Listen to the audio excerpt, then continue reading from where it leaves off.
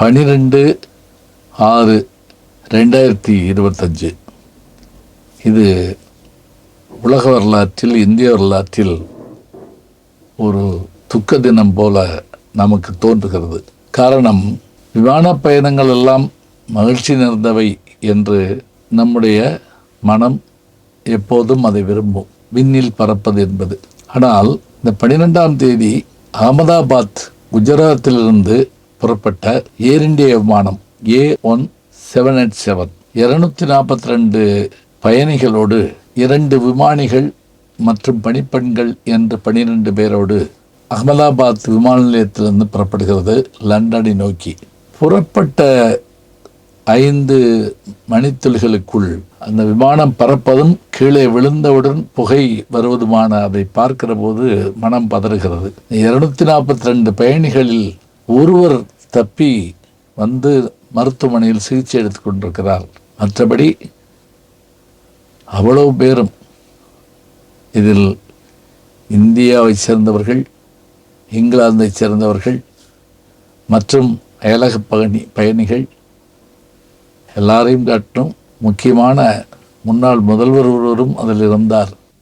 இந்த கோர விபத்தில் மற்றொரு துயரமான நிகழ்வு என்னவென்றால், அங்கிருந்த ஒரு தனியார் மருத்துவமனையினுடைய விடுதியினுடைய கட்டடத்திலே விழுந்து மதிய உணவு அருந்தி கொண்டிருந்த 5 பேரும் உயிரிழந்திருக்கிறார்கள், பலர் காயமடைந்திருக்கிறார்கள் என்கின்ற இந்த செய்திகளெல்லாம் பார்க்கிற போது விரைந்து வந்து அரசாங்கம் அவர்களுக்கு வேண்டிய உதவிகளை செய்து கொண்டிருந்தாலும் கூட இந்த விமான விபத்தில் மரணமடைந்தவர்களுடைய ஆத்மா சாந்தியடைய வேண்டும், சிகிச்சை பெற்று கொண்டிருப்பவர்கள் உயிர் பெற வேண்டும், கனவுகளோடு பயணித்த செவிலியர்கள், மருத்துவ மாணவர்கள், பொதுமக்கள், கணவனை தேடி சென்ற மனைவி, தாய் தந்தையர் எதிர்பார்த்திருந்த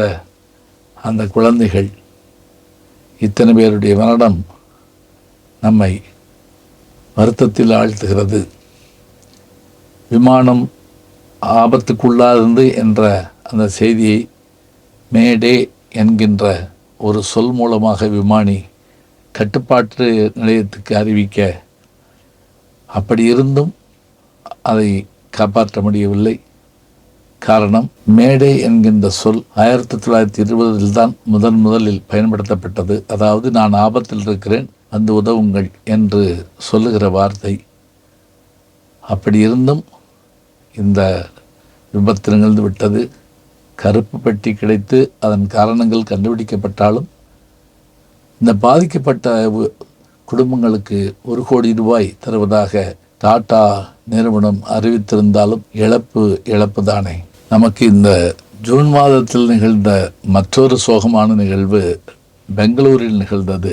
IPL பெங்களூர் அணி வெற்றி பெற்றதை கொண்டாடுவதற்காக லட்சக்கணக்கான மக்கள் கூடி கூட்டத்திலே சிக்கிக்கொண்ட 11 பேர் உயிரிழந்தார்கள் என்ற செய்தி நமக்கு மிகுந்த வேதனை தருகிறது. ஜூன் மாதத்திலேயே இந்த 2 நிகழ்வுகளில் நாம் சந்திக்க நேர்ந்தது ஒரு வருத்தத்துக்குரிய செய்தி.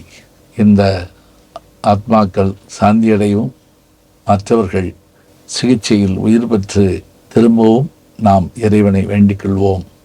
மீண்டும் ஒரு முறை இத்தகைய விபத்து நடக்காமல் இருந்தால் அது மிகச் சிறப்பு என்று நாம் இறைவனிடத்திலே மீண்டும் வேண்டுவோம். நம்முடைய யூடியூப் சேனலை சேர்ந்து Instagram, Facebook, Twitter, blog, WhatsApp channel என்று அத்தனையிலும் நான் முன்தொடர்ந்து செல்கிறேன். நீங்கள் பின்தொடர்ந்து வாருங்கள்.